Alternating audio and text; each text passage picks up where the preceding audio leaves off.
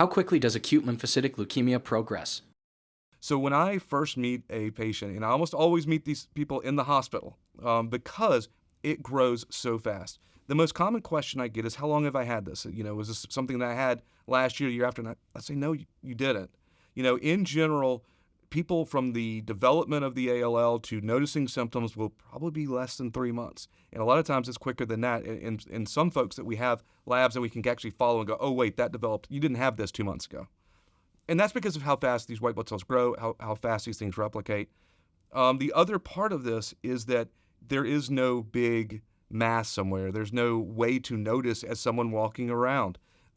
Really, the first thing you notice is the fact that the other cells are starting to go down most of the time. So things like your red blood cells, your bone marrow, where all this is happening, makes white blood cells to fight infection, red blood cells to bring oxygen around the body, and platelets to help your blood clot. So when you make too many of these white blood cells, these blood cancer cells, well, suddenly you make less of the red blood cells, so you start to feel tired, you're short of breath. We make less platelets, so you have, you see more bleeding, bruising.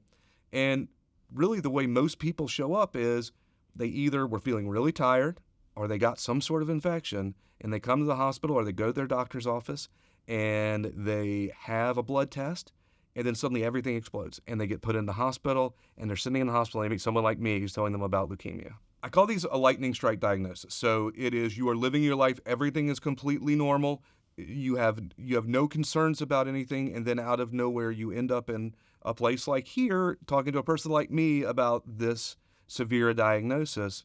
It is truly life-changing.